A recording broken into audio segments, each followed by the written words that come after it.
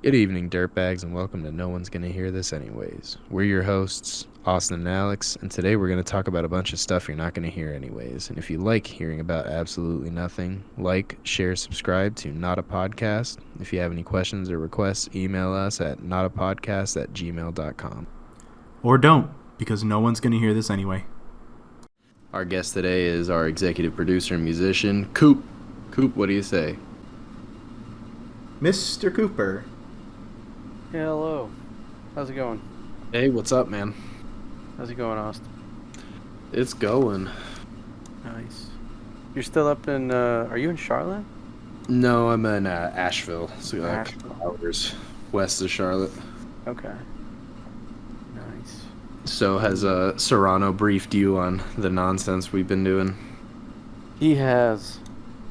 I think it's a fun concept, one that I've definitely entertained myself, and I'm happy to contribute in, production and as well as, content, I guess. Yeah, we'll be happy to have you. Thanks for sending over those samples. Yeah. That we definitely found a winner for what we were looking for. Hell yeah. And I mean, we're just kind of throwing shit at the wall anyways. And Yeah, not you're even caring if it sticks. Yeah, you're in the discovery phase, figuring out what works for you and then what works for other people too. Because you like, in my experience now, having made my own music for a couple of years, is that you, not that you get wrapped up in it, but you often ponder who your perfect listener is. Mm-hmm. And there is no such thing, and you can't make music for that person because you have to make music that you really like. Otherwise, it's just like a work of agony in a way. Absolutely. Mm-hmm. Doing something that you don't want to be doing. And and I have found that more people listen to my music doing something as opposed to just listening to music, which I really like. And for example, one recent case was this guy I know, George, who is a trainer down in Miami. We worked out at the same gym along with some of his clients. And he put up a post recently, or like shared on his story or whatever on Instagram, that he was listening to my music while doing administrative stuff for his business that he runs. And he tagged me, and I was like, oh, sick, nice, hell yeah, this is cool. Somebody I appreciate and enjoy as a person listening to my music and enjoying it. I was like, damn, this is what I live for. And I asked him, and it got better. Like, so I asked him, like, oh, do you have any favorites? And he said all of them, and he listens to them especially when he works. And I was like, yes, dude, that's cool. I like that. Yeah, absolutely. We were actually just having a conversation about something similar, how Hmm. we were thinking about, what our topic of discussion would be for today. And I Right. think you just made an excellent segue into it. That we had said that how are we going to capture an audience and keep their attention if we're bored with what we're talking about? Mm-hmm. That we want to find things that we enjoy to talk about, that are both interesting and intriguing to us, engaging for us, but also something that, someone else would like. But you can't have one without the other, because people will Right. know if you're bored with what you're talking about, just like they'll know if you're forcing music, that they'll know that you're selling out in some way by trying to cater to people, when really the whole reason we get into these things is for ourselves. We want to have a conversation with a friend about something stupid or something smart or something, in between, anywhere in Hmm. between. And you want to make music that you can be proud of and you can enjoy. And Yeah. that reminds me of, have you ever seen the movie The Rocker? This might be an obscure one. No. With Dwight from The Office, he's the main character. Oh, where he I know which movie you're talking about. I've never seen it. I've seen Yeah, he bits was and a pieces. washed up drummer. Yeah, he's a washed up drummer, and he forms a band with like his nephew or something. Yeah, exactly. And so, Okay. quick segment from that is something called the drive test. So if you can play your music and drive and feel like you're on top of the world, you found something. Hmm. And so that's kind of how I feel about, our content. Like I listened to our last episode and I was like, damn, this is actually, this is pretty interesting. I'd listen to this because we were talking about genetics and then bringing back the dodo. But that was, last episode. But the point is, it was something that we enjoyed talking about. Like, The bird. exactly, yeah, yeah. Bringing back the bird, man. Bird. Yeah. Well, yeah. Speaking of birds, I've been in two bands that were bird themed. Funnily enough, it's kind of funny. That's pretty Yes, awesome. one of Like, which being Bird Check. yeah, Bird Check, and then previous to that, Peep, and yeah, I thought that whole arc was kind of interesting. That I I thought I was in a band. I mean, I would say I'm still friends with Javi, the drummer, and Gabe as well. I mean, Javi's doing great with Frog Show Mercy. Shout out to him if he ever listens to this. Mm-hmm. Really fucking good drummer, very talented musician overall. I met him in high school, as well as Gabe and his brother Chris. And I liked the music that we made, but just like the overall dynamic of being in a band together, and kind of like being in that early phase of like realizing that people not only change, but sometimes not in a way that is compatible with your life. And uh, yeah, so like that was kind of part of the reason why I ended up leaving Peep. I was asked to leave, but a lot of it had to do with creative differences, but also I think like just personal dynamics. But then going into Bird Check, it was a completely different story as far as the kind of music that we were making, as well as like what everybody's story was in the band. Like for Steve, it was, he was just kind of a really good karaoke singer that picks up instruments and fucks around and kind of pieces it together. And now he has like a real curiosity about music, which is cool. That like this is how he enters this world. For Brandon, it was his first time performing. For me, this was, my fourth or fifth band that I've played in. Um, over time, because I've been playing in bands since I was 14. I'm 28, so I've been doing it for a while. And Half your life. yeah, um, so just kind of like the overall circumstances and how everything was bird theme, I thought just was kind of ironic as well as just enjoyable because we took it in a completely different direction. And I mean, I think Bird Check as a band concept, like our sound is cool. It still needs development. I would still definitely play our music, and that is a plan that I have that hopefully comes to fruition when I get back to Miami.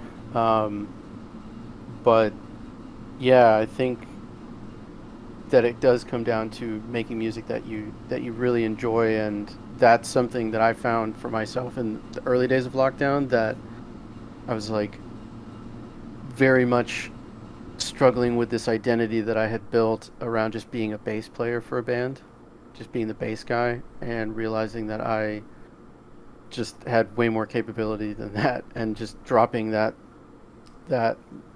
I guess mask that I had, artist kind of thing that I Mm-hmm. had adopted, feature of ego, if you will. I don't know.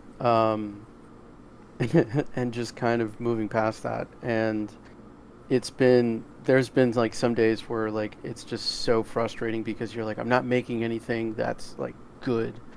And that's part of the process. Like It's you the have to same as make, writer's block. Eventually, you yeah, just run out of creative juice, and sometimes it's stale, sometimes it sucks, and then something clicks, and you're just like, this fucking rocks, and then you're back in the groove.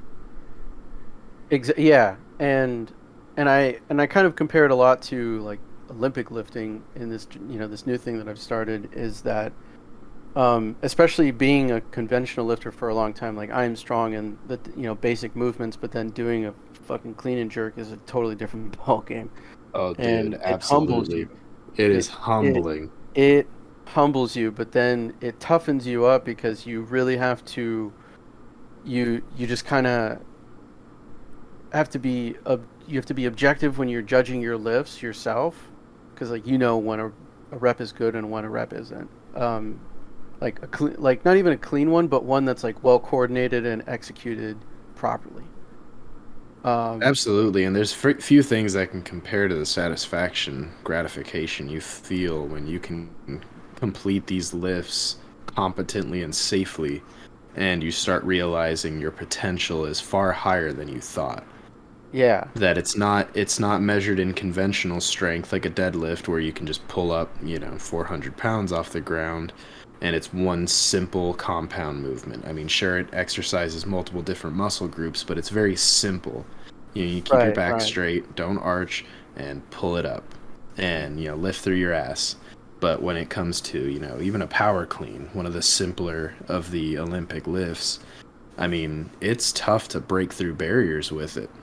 And Yeah, once you do, you realize, okay, well, I'm stronger than I thought I was. yeah. Well, and like the other thing that was nuts for me was for front squatting. Like my progression was super fast because I did front squats and regularly programmed it, and when I moved to Gainesville and started lifting with the Olympic Lifting Club, because I was, like kind of what you were saying, that it's that I was bored of just deadlifting and just doing these other things. And I saw people do Olympic lifting at the gym that I was at where I met George. And it was just like, wow, that's cool. I definitely want to get into this. And I definitely needed a coach and did not have the money to pay for these guys in Miami. So I found out that UF had a club, so I joined it, and that was one of the first things that got addressed. Was I was setting up for front squats at a weightlifting practice, because it's kind of like when you go to practice, it's like a dojo, or what I imagine to be, because I've never done martial arts, but what I imagine to be a practice session where everybody kind of spreads out and they're moving through the forms, getting corrected real time by the coach, like he's observing everybody. Yeah, And Yeah, that's extremely much like accurate. martial arts is a discipline, so is Mhm. weightlifting in a lot of ways. Yes, It's very disciplined and regimented, and you need to do it right. There's structure. yeah, yeah. Absolutely. So I'm setting up for a front squat, and the coach that we had for the new people, this guy Jay, who is an Indian guy who was born and raised in Jacksonville, and then he was an X-ray tech at the Veterans Hospital because he just graduated. So just like really nice guy, sick lifter. I'm setting up and I'm doing like the bodybuilding cross arm or whatever for the front squat, and he's like, "We need you to front squat in front position." And I was like, "I can't. I've never really been able to do it, coach.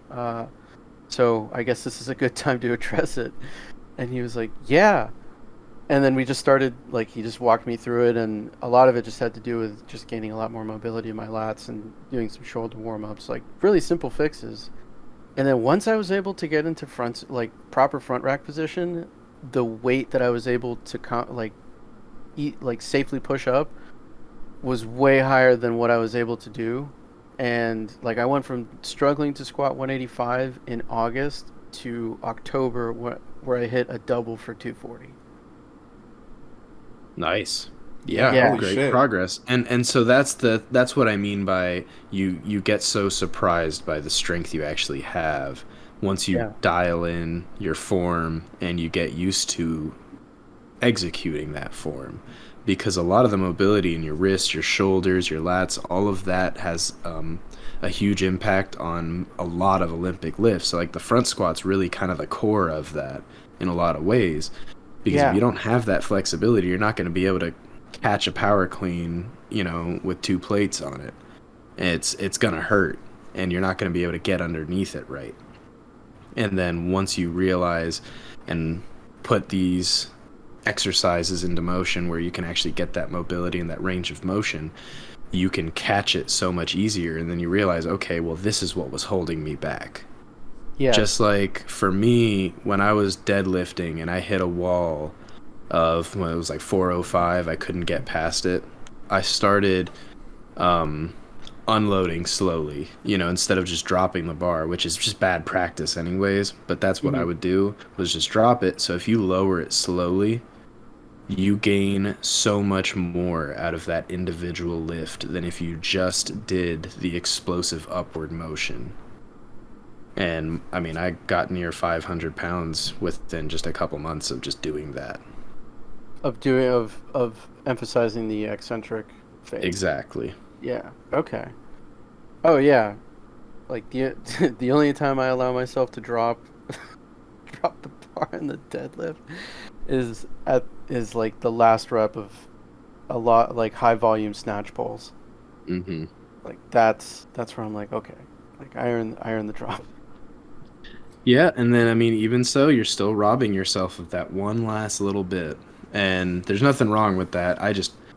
For me, it's so ingrained at this point to just not drop the bar, especially after watching Eddie Hall drop a bar on a world record deadlift, and then they disqualified him. No. That's why you always lower the bar. Damn. Yeah. I did not know that. Eddie Hall. I mean, he eventually broke the record afterwards, but yeah, of course. I mean, that guy's easily one of the strongest people in the world. Well, he won the title. Coop, you know what would be a really good event for you to try to do? Those backwards keg throws. Have you ever seen that? Yeah, that stuff is wild. I saw someone awesome. hit themselves. They hit themselves in the head. They were knocked out cold. Fuck. That was crappy. Fucking yikes. Mm-hmm. I mean, that was... yeah, that... But this conversation, man, stuff is crazy. This conversation makes me very hopeful. Coop, you're out of the loop, but damn, that rhymed. But I have some issues that I'm not gonna talk about over in a recording, which I could talk to you privately about. I don't mind actually sharing it. But I recently got the okay. Out. You got the what? Oh, we'll cut this out. All right. Sound editing. Yeah, we can edit later. So I got diagnosed with low testosterone in November, not this past year, but the year before. Mm-hmm. And it wasn't until this past September that I finally got treatment for it. And I only recently got the okay that my levels were good. I had elevated estrogen, which was suppressing my testosterone, and it was that's the reason I was never able to develop muscle. I could never lose the belly fat and all that. And so now that I got the okay on Friday, as soon as I hung up, went online, found the closest 24-hour gym, signed up. So I'm 3 days in, and listening to you guys like talk about progress and shit makes me fucking excited. Oh, dude, you are on a fucking cycle, man. This dude is on test. Like, yeah, you're gonna get technically not. I stopped taking the injection because it raised my levels way too high. So, and you're still taking a pill, aren't you? Yeah, it's an estrogen blocker. Yeah, you're on a fucking E blocker. Yeah, you're gonna see some massive gains in the gym very quickly because most people do anyways. When they start, I mean, if you can keep a good healthy, what's the word I'm looking for? Regimen of going to the gym and lifting and exercising, you will see huge strides. It's crazy what the human body is capable of. And you're about to experience part of that firsthand.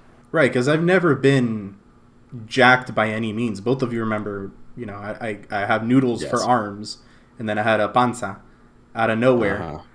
I'm not trying to lose the weight and going. Hold on.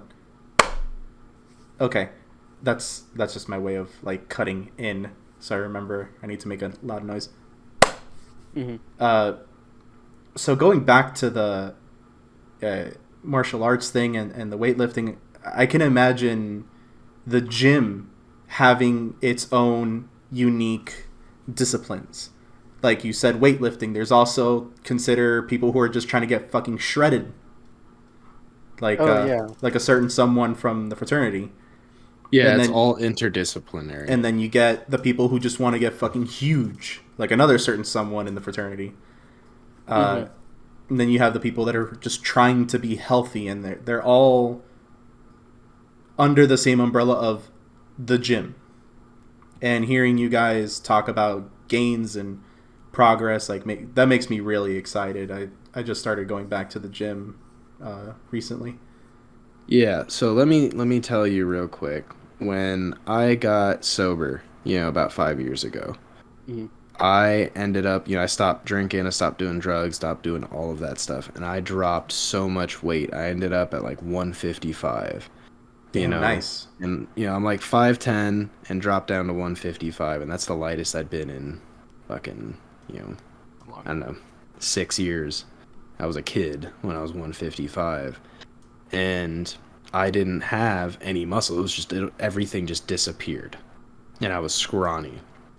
And when I got picked up with the fire department and had to do the academy and all of that, I started really putting on stuff really fast, and I was eating everything in sight and lifting every single day and exercising every single day, and I started gaining weight, and I looked better than I did at 155. But the point is that I was weak when I started in it, and by the end of it, I was one of the stronger people in the class. Not the strongest by any means, but I was up there. And which is to me remarkable considering how I started at such a small weight. But that's what you're capable of. Like, if you're just starting and you stick with it and do it every day in one shape or another, it doesn't have to be, like heavy lifting every day, obviously, because you'll hurt yourself. Mhm. But you want to go to the fucking gym every day in some capacity, whether it's the gym, whether it's to do some yoga, do recovery work. You've got to take care of yourself throughout the whole process. Mm-hmm. But consistency, I can't stress that enough. Consistency is what sees results, because people will go and burn themselves out so fast just being like, oh man, I gotta lose all this weight, or I gotta put on all this muscle, I gotta do XYZ, and they get fixated on it, and then, like 2 weeks later, they're completely burned out, or they hurt themselves, or they're just bored of it and miserable. You've got to find the right balance, and that is the delicate part of, and that's the discipline part of exercise and weightlifting, is that you have to be disciplined in like all facets of it. Mm-hmm. And I'm not saying, Yeah. Eat kale every day for every meal. And I'm not saying, work out till you're exhausted every day, but exercise. Yeah, if Eat there's well. one piece of advice I could give to anybody, it is not to do multiple sets to failure. Like, that No. is the one thing that just always leads to injuries. Multiple sets to failure, like go until you can't. Yes. Okay. Precisely. Yeah, like until you are going to drop the weight, because that is that's when that's like the time when you do not need to fuck up the form, pardon my French, because that is when there's the most blood saturated there. That's when the muscle is like It's at its stress. limit, yeah. Yeah, it's at its limit, and stretching it in a way that it's not used to or supposed to is what's gonna is just gonna not end well. You might not end with a tear, but you're gonna strain it, or you're going to. I mean, if you're doing it with heavy enough weights, you can tear it. Like, and You can even seriously injure yourself. yeah, like Oh. I got a second-degree strain on my pec in October because I was doing a heavy overhead jerk, and like I didn't know that had happened. I had like I had never been injured that way. I thought it just felt like additional chest soreness because I had also done a chest workout that day, not realizing that would probably that was probably something that I shouldn't have done in sequence, just given what I was working on. And the next day I went to the studio to play on, like, to jam before I left, and I was sitting at the drums warming up, and my right arm starts to swell. That was the pec that got the second degree strain, and like my arm literally looked like it was broken because my arm was so swollen. Like this fucking muscle was just like gushing fluid out of it. into my arm, like draining into my arm. And Ooh. yeah, it just looked really gnarly, and I had to go get.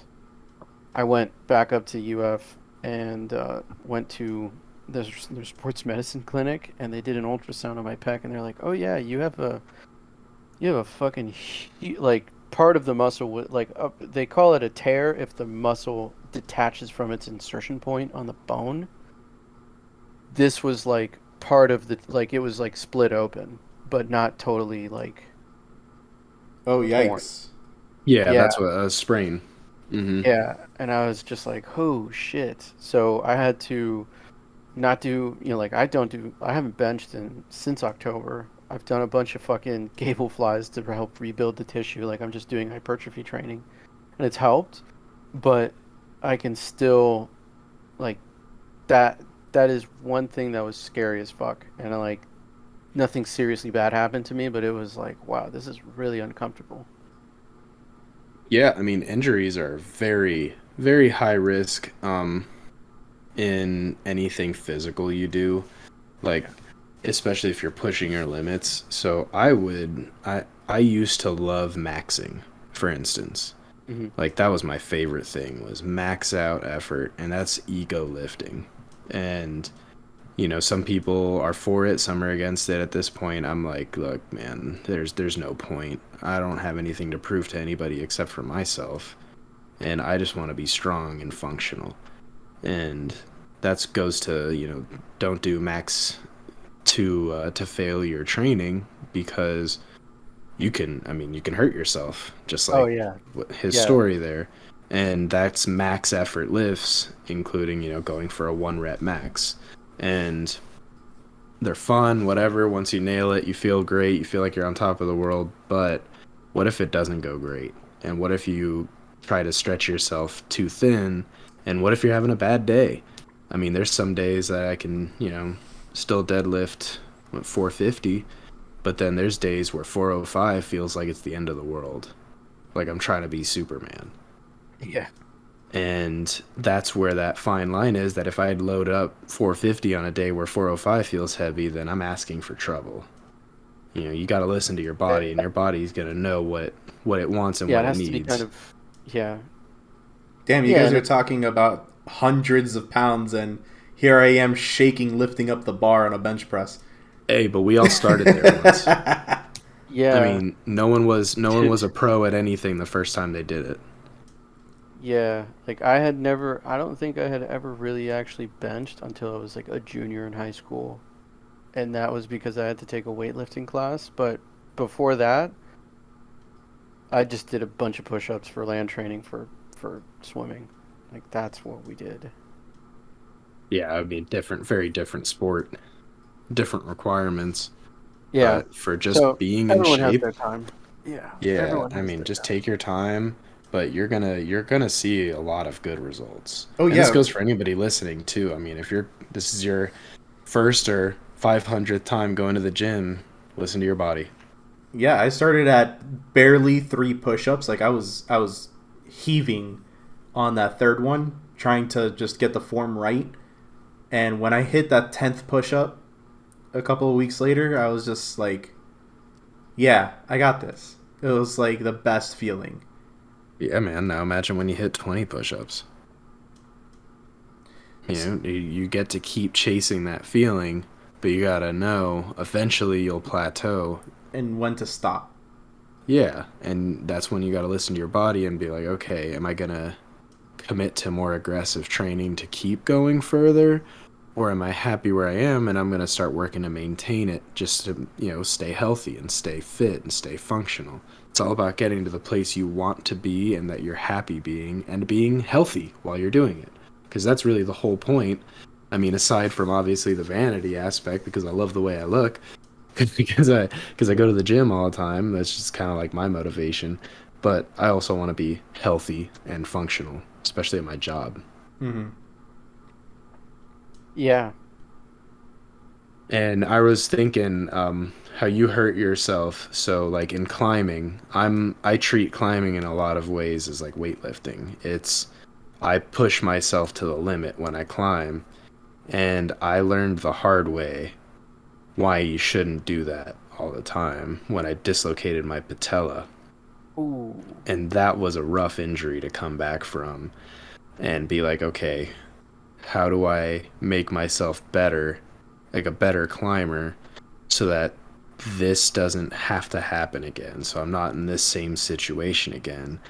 Yeah. And I had to contend with the fear of, Hurting you know, yourself. this could happen again. Did I you? was doing a heel hook.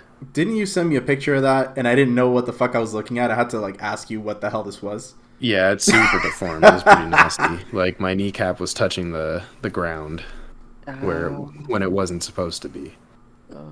And while I was laying there, this is my knuckle dragging ass was laying there in pain, like kind of grunting at this other guy, like, "Hey, go get help, please!" Like out of breath, and thinking like, I'm gonna be out of work for 6 months. This is it, minimum 6 months. I'm gonna be sidelined. I'm gonna be on light duty. I'm not gonna be riding a fire truck. I'm not gonna be helping people. I'm not gonna be lifting. I'm not gonna be climbing for 6 months. This girl comes over who's working at the gym, and the first thing I said to her was like, here, I was holding my phone up at her. I was like, take a picture right now. And she's like, are you sure? I was like, fuck yeah, take a picture. So she took a picture. I grabbed it. I looked at it. I swiped back to the camera, and I took my own picture of it. And as I'm there, with my knee still out of place, I'm texting that photo to people. Like, check this shit out. Like I texted my buddy. He goes, dude, when did that happen? And I was like, it's happening right now. Adrenaline is a hell of a drug, yeah. man. Dude, I was in so much You're in pain. front row, man. Yeah. Like, yeah, exactly. You're front row, dude. You're getting this. This is a live stream. Instagram live. Check out my knee. Live from New York. It's Saturday night. Knee. Yeah, come to you Well, live. it's Sunday night, but whatever. Gan's knee. Yep. And so that was a really brutal experience for me. It was really I'm really lucky in the manner of injury that when they stood me up, because they were gonna drag me along, the crash pad ground, because I was bouldering in a gym, and so all of that was like squishy ground, and they were gonna drag me from there over to the stretcher because I couldn't walk, I couldn't drive. My wife was at work and she was, like an hour away. So I didn't have anybody to help me. And they stood, I was like, you know what, just stand me up. Like, just pick me up and I'll stand up on my left leg and I'll make it over there. I'm already in so much pain, it can't get much worse, right? Mm-hmm. And as soon as I stood up, Little did he know, it got much worse. It didn't. It actually got much better. So the gravity pulled, my leg down, because obviously you don't really have control over it when the knee is out like that and you're in that much pain. You can't really like move it because all of the tendons and ligaments are kind of out of place by that. They're all pulled out of place. But gravity did what it does best and pulled my foot to the ground, and I just felt like this suction in my knee, and a bunch of pressure was relieved. And they had wrapped it in like a pillow to keep it immobilized. It's just a pillow splint is what we call it. Mm-hmm. And I was like, all right, give me the stretcher. I hopped over, laid down, and I started immediately pulling the pillow apart to get it off my leg, and my kneecap was back in its rightful place. And I'd be hard pressed to find a moment in my life where I felt more relief in 1 single second. Like the swing from utter depression and defeat to like, oh my God, thank you for going back into place. And there was very minimal ligament damage, no tendon damage. There was just cartilage damage on the actual patella, but now it just matches the left knee. So it's a little bit disfigured. It kind of crunches a little bit more, but all the ligaments and stuff You could gain some healed. of that back. Oh, Yeah, and so I did several months of physical therapy. I was already back to work after, I think I was sidelined for about a month is what it ended up being. I missed like 10 shifts at work, which is a month. Mm-hmm. And when I got back, it was still hurting, but I was doing physical therapy like once or twice a week. And all the workouts they gave me, I mean, they've helped me so much. And now, I'm back in the gym, I'm back climbing, and I'm a better climber now because of it, Mhm. because it humbled me. Going back to Olympic lifting, getting humbled isn't a bad thing. You know, No, they say no, pride no, comes no. before the fall. So I fell because I was arrogant and I was thinking, yeah, I got this. I'm going to pull my, 200-pound ass up on this knee. And I realized in that moment that my form was compromised. My technique was completely compromised. That Like was the I did not universe warning have you. good. Yeah, and I mean it could have been a lot worse. I mean, I could have fallen, I could have broken something, I could have torn ligaments and actually been sidelined for longer. But when I came back with a far humbler approach to climbing and became a student of it. I watch videos, I ask questions, I watch everybody in the gym. And like to the point where people have asked me if I've got a problem or something. It's like, no, dude, I'm just, watching you climb. I was interested in seeing how you approached that.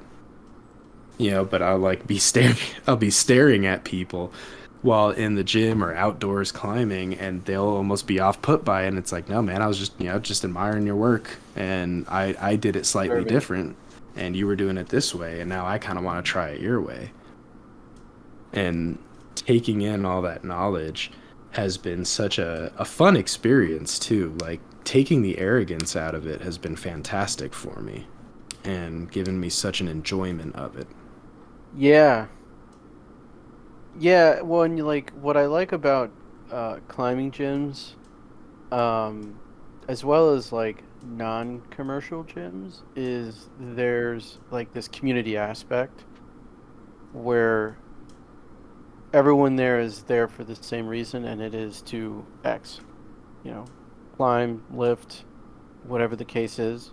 Like it's very simple, and whether you're new or have been going back or whatever, everyone has a set. Like everyone knows something that the other probably doesn't about warm ups, about you know setup, queuing, things that help that whatever the case is. Like that's there, and like what you were saying, Austin is a perfect example. I've definitely fucking watched people warm up because I'm like, I've seen this guy lift. I want to see what he does. Absolutely. There's always Like, something to what learn. is what is he doing that I'm not? Because it's definitely working for him, and I feel like I do. Like, I put in like that's I don't know about you guys or about you, Austin, but like for you, how much was it a game changer when you started focusing more on the warm up before you even started lifting? Well, so that's part of that humbling experience of getting hurt. Hmm. Climbing is it's given me a far greater value on the warm up as well because I need to, or else my knee will kill me the whole time. Hmm. But before that, I didn't warm up that much, and then now, like I said, with climbing, it also helped with my lifting, and it feels healthier. So putting a lot of emphasis on a warm up. Typically, I'll do yoga before a workout. Like I'll do a 30-minute yoga session that kind of focuses on whatever body area, like muscle group that I'll be using. I'll Hmm. try and warm that up more, and it makes a world of difference. I mean, it's far less pain, you're ready to go, you fatigue a lot less, which is kind of surprising because you'd think you're exerting yourself slightly beforehand, so wouldn't you be more tired when you get to it, right? Hmm. But Well, that's not the case. yes, and I mean no, mostly because during the warm up, you're telling your body you're gonna need more blood to this area, and the blood is what your body uses to get the lactic acid out of your muscles, and the lactic acid is what causes the soreness. So if you've got good blood flow to an area that you're about to use very heavily, one, you're gonna get less fatigued in the moment. The strain that you feel when you max out is gonna be less intense, and two, you're gonna recover much faster because you're getting the oxygen that you need to the muscles, and then it's gonna be pulling that lactic acid out. Yeah, and of course the scientific aspect of it makes total sense. I'm speaking strictly from just a meathead perspective. You know what I mean? Yeah, no, it's incredible. Like If once you apply the science to it, of course it makes sense. Your body is well prepared now, well oiled. You know, everything is primed and ready to go, so that by the time you get to it, your body knows it's go time. You know, you've already been leading up to this moment, and your body has been acclimatizing essentially every step of the way. You know, like climbing a mountain. You know, you take little breaks to let your body process the oxygen content a little bit better.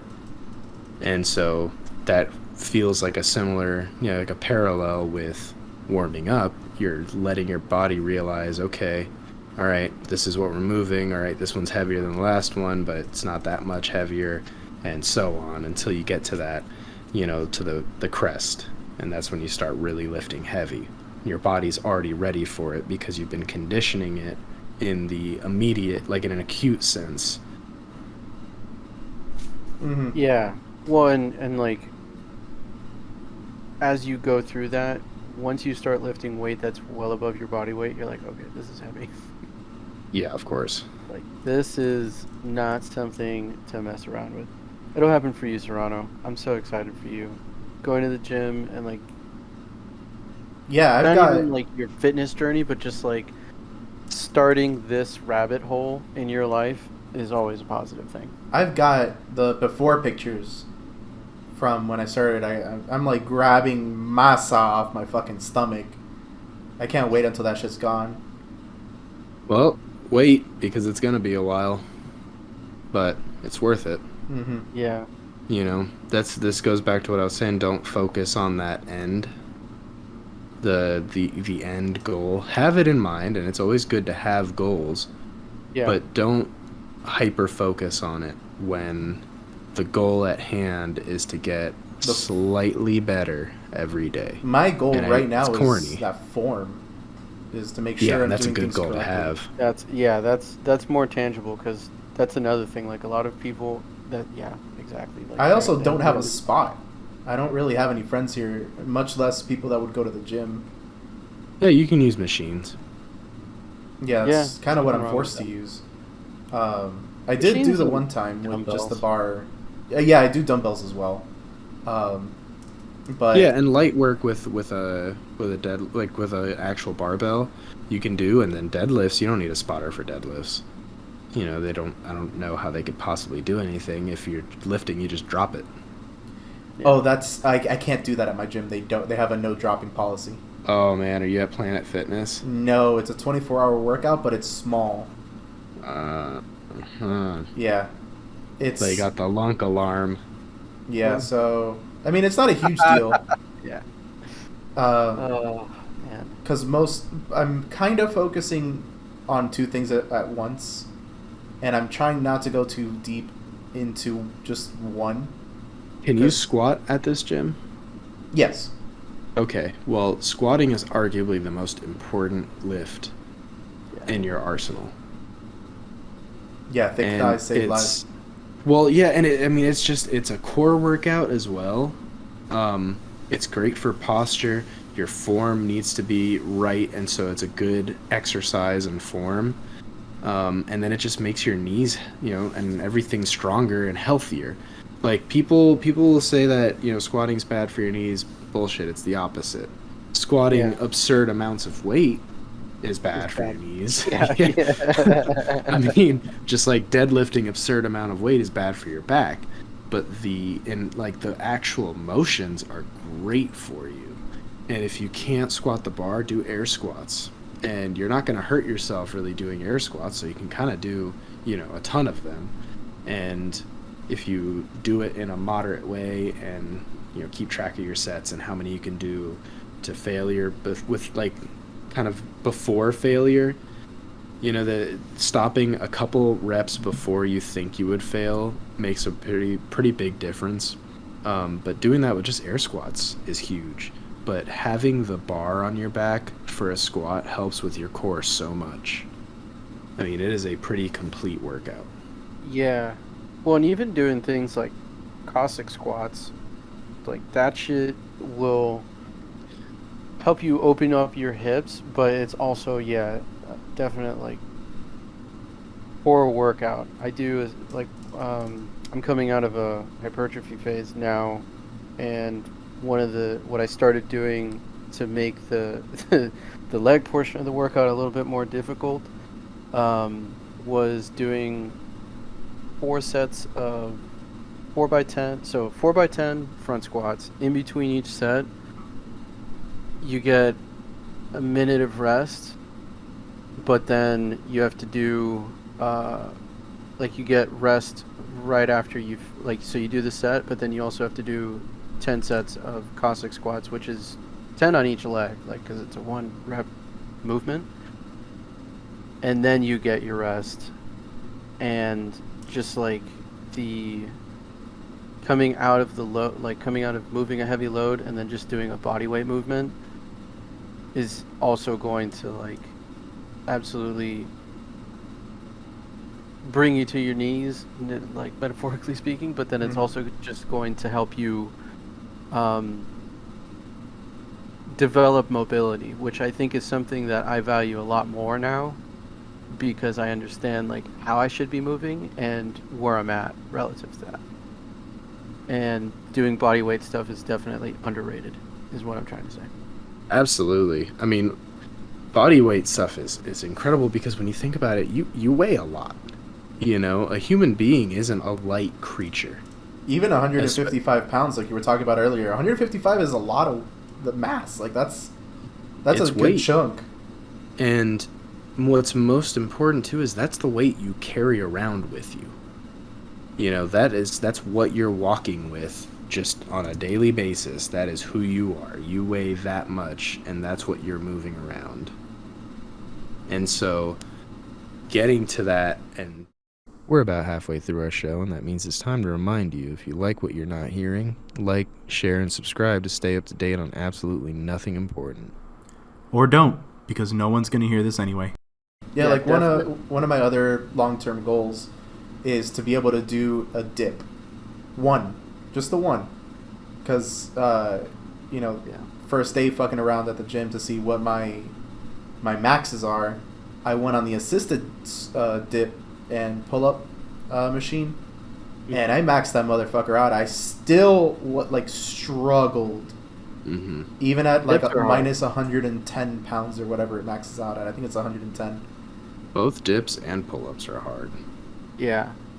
But like, and were you able to do any kind of progress on a pull-up? I managed to do a set of 10 dips with the maxed out assistance. And pull up, I think I did with 90 pounds of assistance. I did all 10. All right, well that's good. That's great. Keep doing those kind of workouts, because they're hard. I mean, bodyweight stuff like that, especially where you're using just your arms, is tough work. And you know, this reminds me, when I was in academy, we had 2 guys. They were big corn-fed dudes. You know. Heavy but strong as anybody. I mean, they could pick up weight like nothing, and neither of them could do a single pull-up at the beginning of the academy because they weighed a lot. They were strong as fuck, but they weighed so much, and they weren't used to doing that movement, and the amount that they're pulling up is so high. You know, if you're close to 300 pounds, a pull-up is 300 pounds that you are pulling with just your arms, essentially. yeah. With your shoulders and your back, essentially using depending on the grip of the pull-up to pull you upwards. And so it's an impressive thing to be able to do, but it's also a critical thing to do. To be able to pull yourself up, pull your own weight, literally, is a milestone. And then it gets easier after that too. Once you, like with anything, once you realize it's possible and experience and break that barrier, you can do more. Because they started doing, 5 pull-ups. I saw one of them do, I think, 5 pull-ups. And it's like, damn, man, you couldn't do 1 6 months ago, and now you're doing 5. And I know 6 months is a long time, but it's still progress. And that's what I mean by like not having a desire for instant gratification. So keep at it with the assisted pull-ups and the assisted dips, and just try a little bit less resistance every time. And if you can't, back it back off and go back to more resistance and knock out your reps. But it's important to push yourself. You just got to find the balance of where is pushing myself too far and where am I pushing myself not enough. Another thing Yeah. is don't let your pride get in the way. Don't be ashamed to max out assistance. Like, No, of I don't course give a not. fuck that I'm pushing the little clip all the way down. Yeah, Oh, there's yeah, there's no everyone- there's no shame. Yeah, that is one thing that a lot of people struggle with. I think is that people just feel that they just feel inadequate being there because they're doing lightweight, and it's like that's the literal opposite of That's almost the what we're point. trying to get you to do here. Yeah, that's Yeah, almost like the exactly. point. Like, Yeah. That's it- the whole point of going to the gym, is to be better. Yeah, Yeah, yeah. you're- Like when people make fun of fat people at the gym, I'm like, What the fuck is their problem? what Yeah. is your deal, man? Like, No, man, I will never fault anyone who is Oh. trying to better themselves. If Yeah, you are being, gordo apestoso, sitting on your couch complaining about your life and saying you feel sick but you're not doing anything about it, I'm gonna think a little bit less of you. I'm not gonna hide that you're not trying to make yourself better. If you have a condition, if you have a sickness, like, okay, I mean, I understand, but if you're gonna sit down and try and do nothing to better yourself, I'm gonna think less of you, because you can always do something to better yourself. And there is nothing wrong with being absolute shit at something that you want to try and be better in. yes. I respect the hell out of overweight people in the gym, because they are there shamelessly. They're not worried about what people's opinion are, and if they are, they're still braving it and going Yeah. out there exposing themselves to that kind of criticism to be better, to be healthier. Yep. Yeah, I mean, can attest to it. I mean, that was something that, like, my freshman year, I gained 30 pounds. I was miserable and stress eating, and didn't have like a good handle on like what healthy looked like. Mm-hmm. I didn't really have a good like foundation of it at home either. Not that my parents were bad at it or anything like that. Like, we just collectively as a family unit kind of struggled in that, and it wasn't until I started doing a lot of just self-learning and trying to maintain some gym routine did I make any progress. And I mean, like, I never broke 300, thankfully, but I was at like 290, 287 around there. And then that was coming out of college, because I drank a lot, as you both probably did with Data Mhm. Chi. Like, you're drinking like it's a part-time job, 3 to 4 days a week. It's a lot of calories. Like, I look at pictures of my face in 2018 and I'm like, yo, what? Like, Yeah, and calories I- aside, it's bad for your blood pressure. Yeah. oh, yeah. So, yeah, I was like, damn. Like, I was definitely not in good shape. And it wasn't until that I started addressing the other things outside of the gym that shit started to happen. And I mean, one of the first things that I noticed was when I moved out with my older brother. We still didn't eat like super healthy, but it was definitely healthier. And then, like, leading into the like early days of lockdown, did we actually make a lot more tangible changes. But I think I've lost like close to like 100 pounds over 3 years. That's awesome. Good job, dude. That's incredible. So you're about $190 then. Yeah, I hover between right now 195 and 200. Yeah, so you and I weigh about the same. For real? Oh shit. Yeah. Yeah, I mean, I weigh 190. one of my biggest wake up calls was realizing I had a 42-inch waist. Oh yeah. Oh dude. That'll do I was it. like, holy That'll- smokes! Like my dad is a 46, and he's a big dude. And I remember as a kid when he was a little bit thinner, he's always been big, but I would like fuck around, trying to wear his pants, and I remember seeing the number 40, and I thought that was big. Mm-hmm.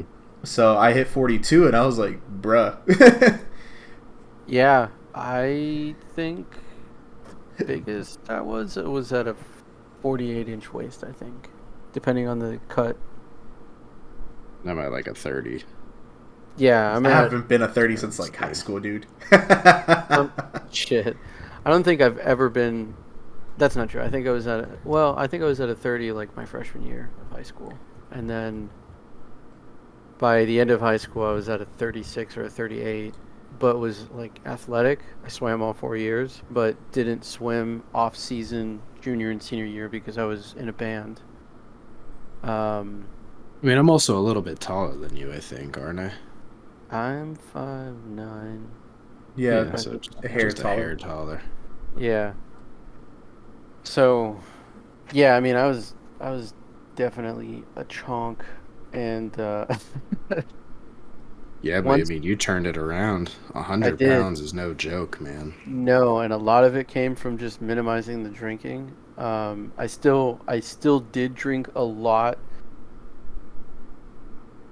over the course of like 2 days a week because that's what we would do at the studio. It would just be like, Friday beers with the boys at the studio, fucking around, doing whatever, and you lose count, and that was a big thing for me. And I wasn't, drinking like hard liquor or anything. It was a bunch of Miller High Lives, like, piss water. Real quick though, I want to go back to something you said when you were eating better. You weren't Oh, eating super yeah. healthy, but you were eating better. What is that Whole look like? Foods. Oh yeah, Well, Whole Foods. Yeah, Whole Foods is like the huge thing, but I do want to know what that looks like for you. Like, what is it that you considered to be healthier? Healthier. So I was making like one thing. So to begin with, I started cooking for myself more. Mhm. I've known how to cook for myself for years, but as soon as I moved out with my brother, you're cooking your own meals and meal prepping and all that stuff. You get your practice in, and I was making a lot of fried rice.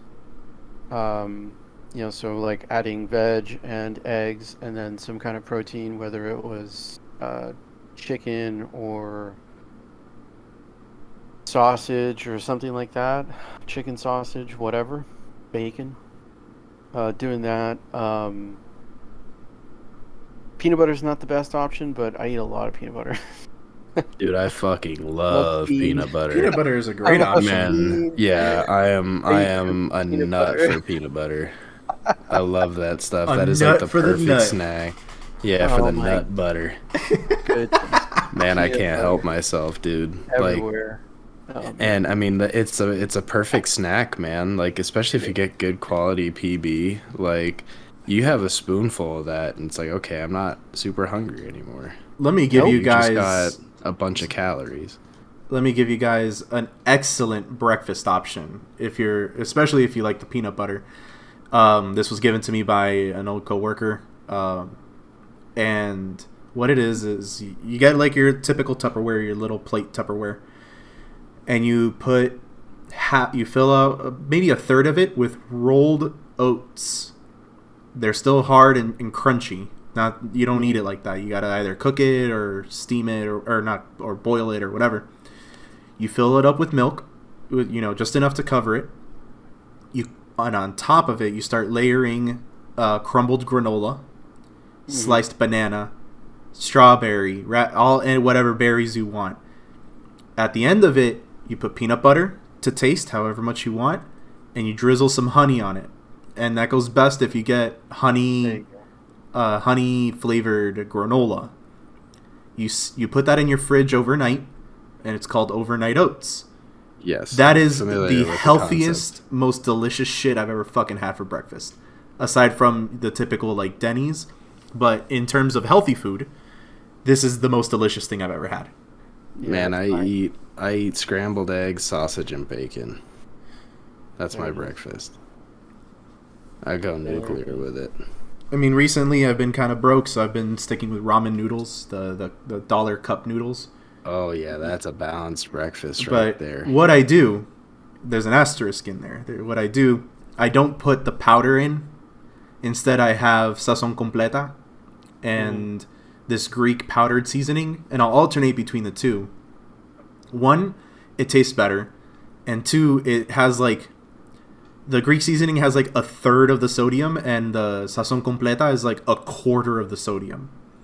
And like 99% of the problem with those noodles is the immense amount of sodium. Yeah, the sodium content is Yeah, not. and then So I'll tell you, I pop a multivitamin as part of my regimen, and that's it. I'm good to go. yeah, if I don't have like time for breakfast, you know, or if I'm not gonna be going to work that day, like at the station or something, I'll typically make, you know, protein shake.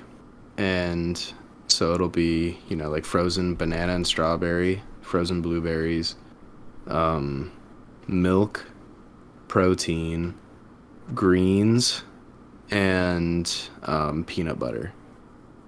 And I mean, you just kind of what al ojo, like throw it in there. It'd be like typically like a cup of the banana and strawberry mix, and like half a cup of blueberries, a scoop of protein, big fat spoonful of peanut butter, and then milk to just liquefy it along with the greens. And the greens are pretty good, and they give you a lot of the stuff that you can't really just get naturally by eating, because Yeah, you're just not going to get all of those folic nutrients. Mm-hmm. acid. And that's super filling.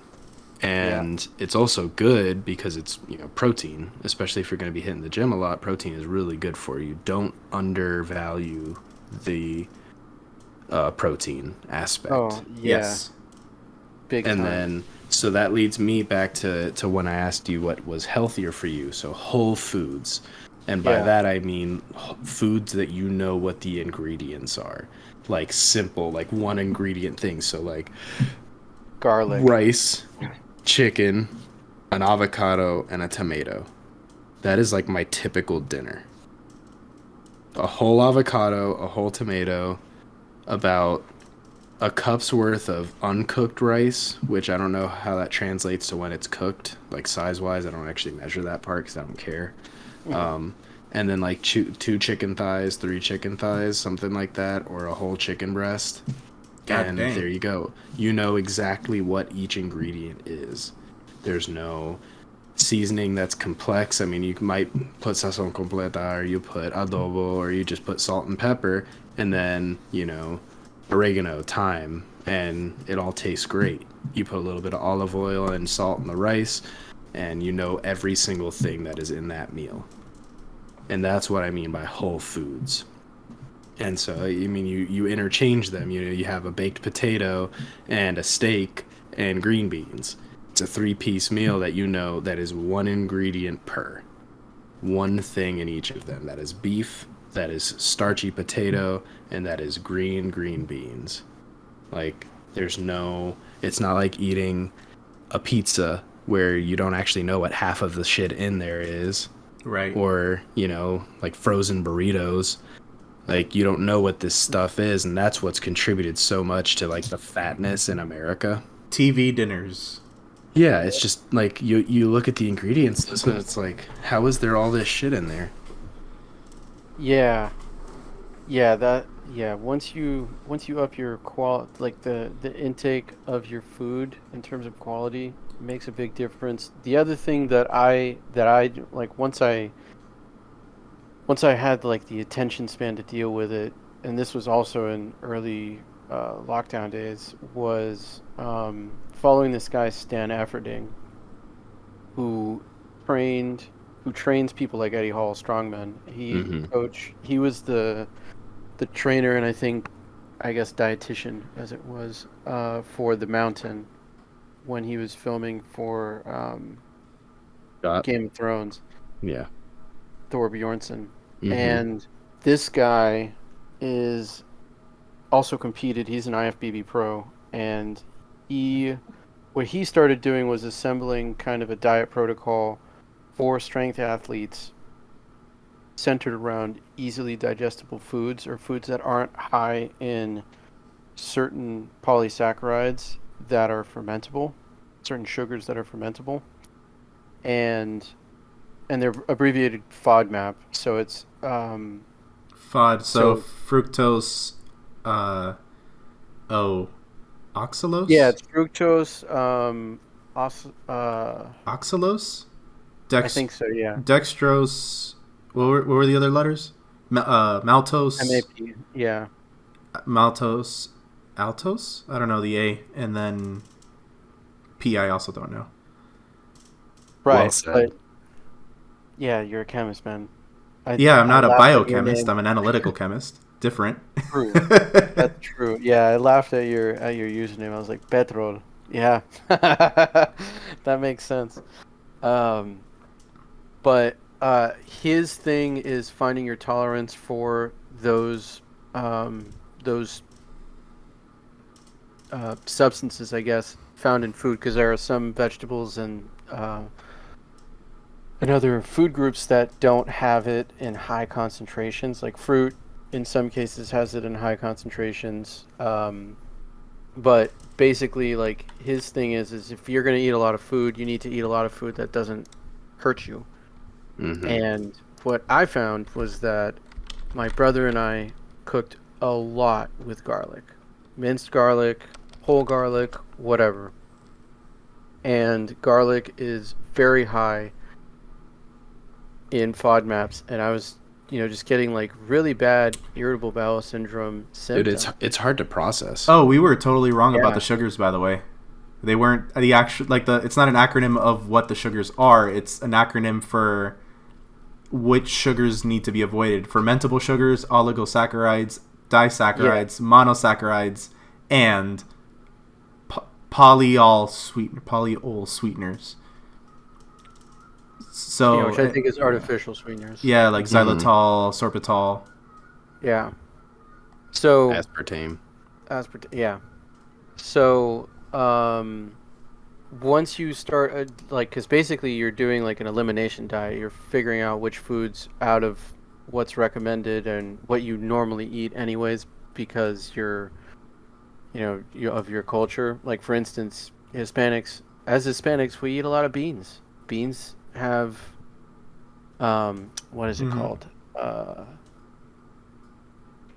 Leptins, and that's not meant to be beans aren't something that we're supposed to eat on a regular basis biologically. Mm-hmm. Depending on your genetic makeup, obviously, because there are cultures that obviously adopted it early on in their diet. But like I'm saying, for me, what's healthy for Michael, what I found is that eating a lot of beans, like on a frequent basis, in terms of a week, like if I'm eating it 3 or 4 meals a week, I'm definitely going to not feel great. Yeah. Mm-hmm. Because it has a cumulative effect. So if you eat it, it's the frequency and sustaining of that frequency that fucks you over. Because I can obviously eat a ton of Italian food, and that has garlic. You you breathe and there's garlic. Mm-hmm. If I have that, a couple times a month, it's not going to be a big deal. So it's learning to like be able to live within those parameters, because you also can't just like not eat something you like. Yes. To a certain point, you have to be a human being about it. Yeah, of course. My wife, she developed an intolerance towards garlic. Yeah, and like recently, this is within the past like 6 months where she started eating garlic, and it would just have this adverse effect where she would just be kind of burping up garlic, and her stomach would be really upset, and her body was just not processing right. And it's because garlic is a tough thing to process. The beans, I didn't really know that they were hard to process, but I guess I understand it because, you fart a lot when you eat beans. So typically when you fart a lot after eating something, it's not a good sign. Like, I'm somewhat lactose intolerant. It's a pretty minor grade, but man, my farts, oof. Clear out a room with those things after, eating ice cream. or having a grilled cheese or something. And it's because my body didn't want to process it. Yeah. A big thing about the beans is there's two reasons why we shit ourselves when we eat beans. There's carbohydrates in it that we just can't digest, the best way to describe it is like the fleshy outer piece before you get to the inside, the squishy inside. We can't digest that. Mm-hmm. There's also sugar in it. One of its I don't know if it's well, whatever. It's glucose adjacent. It's raffinose. We can't digest that either. That's one of the OS brands of sugar that our body just can't process. It won't even go into our blood. And what happens when a sugar stays in your digestive tract, it irritates the lining of your gut, and you just you might get a little bit of inflammation, which is what leads to discomfort. Mm-hmm. And inflammation leads to more surface area, more gas can get trapped and form bubbles, and those bubbles come out as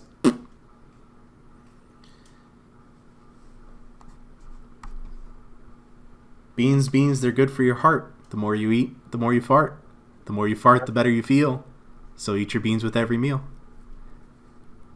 Eloquently said. Yeah, the Kansas way of saying it is what is it? Beans. The magical fruit. The more you eat, the more you toot. The more you toot, the better you feel. So eat your beans with every meal. When it's not a fruit. That is a perfect time to wrap this up. That's all the time we have for today's episode. If you like what you're not hearing, like, share, and subscribe to stay up to date on absolutely nothing important. Or don't. Because no one's going to hear this anyway.